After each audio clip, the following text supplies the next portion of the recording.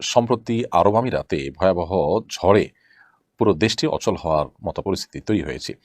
সেখানে নানামুখী অপরাধ কর্ম হয়ে থাকে আমরা জানি। সে কারণে কি এরকম বিপদের মুখোমুখি তারা হয়েছে কি মনে করেন আপনি? দেখুন আলহামদুলিল্লাহ আ আ আল্লাহ রাব্বুল আলামিন আমাদেরকে এমন একটা দিন দিয়েছেন যে দিনের মধ্যে আমাদের প্রত্যেকটা পরিস্থিতিকে আমরা কোরআন হাদিসের আলোকে মূল্যায়ন করার সুযোগ লাভ করি।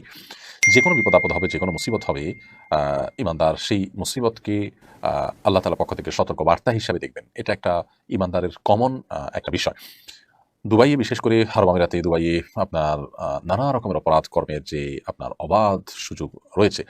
অনেক অমুসলিম কান্ট্রিতেও যেগুলো নাই সেগুলো এখানে রয়েছে এবং সেখানে আ বরং ইসলাম সঠিকভাবে চর্চা করাটাই অত্যন্ত চ্যালেঞ্জিং, অত্যন্ত ডিফিকাল্ট।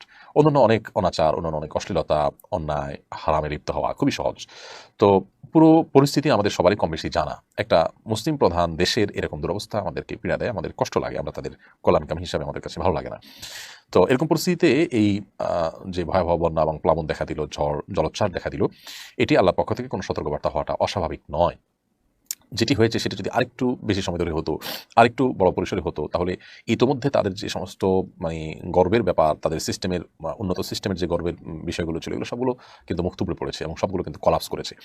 বিষয়টা যদি আরেকটু বেশি হতো তাহলে পরিস্থিতি কোথায় গিয়ে থামতো সেটা বোধহয় বলার অপেক্ষা রাখে না। আল্লাহ রাব্বুল আলামিন মানুষের সমস্ত দম্ভ, মানুষের সমস্ত অহংকারকে মুহূর্তের ভিতরে চূর্ণ-বিচূর্ণ করে দিতে পারেন। এই ঘটনা তার একটা প্রমাণ। অতএব এটি তাদের জন্য আল্লাহর পক্ষ থেকে সতর্কবার্তা যেমন হতে পারে, আবার এটি আল্লাহর সুন্নাহ, আল্লাহর স্বাভাবিক নিয়ম। এর অংশ হিসাবে ঝড়, জলোচ্ছ্বাস এগুলো দিয়ে আল্লাহ তাআলা মানুষকে পরীক্ষা করেন। তাদের জন্য একটা পরীক্ষা হতে পারে যে তারা অন্যায় থেকে ফিরে আসেন কিনা, সেটি হতে পারে। আবার আল্লাহর আযাব হতে পারে। বিভিন্ন সম্ভাবনা রয়েছে। আমরা যেহেতু কেউই আ আপনার নিশ্চিত নই আল্লাহর পক্ষ থেকে আমাদের কাছে ওহী আসেনি যে এটা এই পারপাসেই এসছে, এটা আল্লাহর গজব হিসেবে আসছে। আল্লাহর কোন নবী থাকলে তিনি বলতে পারতেন যে কোন পারপাস আসছে। অতএব আমরা কোন সুনির্দিষ্ট ক্যাটেগরিতে ফেলতে পারব না। তবে সম্ভাবনা সবগুলোই আছে। আযাবের কারণে সতর্কবার্তা হতে পারে, তাদের জন্য পরীক্ষা হতে পারে, তাদেরকে আল্লাহর পক্ষ থেকে আযাব হতে পারে যাতে করে তারা ফিরে আসেন। যদি সেই মেসেজ তারা গ্রহণ না করেন হয়তো আল্লাহ তাআলা পাকড়াও তাদের হবে। সেটা হয়তো আরো ২০০ বছর পর, আরো ২ বছর পর অথবা আরো ২০০০ বছর পর কিংবা কিয়ামতে। কিন্তু আল্লাহ তাআলা পাকড়াও থেকে রক্ষা পাওয়ার কোনো উপায় নাই। প্রত্যেকটা মানুষ যতটুকু অপরাধ করবে তার অপরাধের প্রায়শ্চিত্ত তাকে করতেই হবে। আল্লাহ তাআলা আমাদেরকে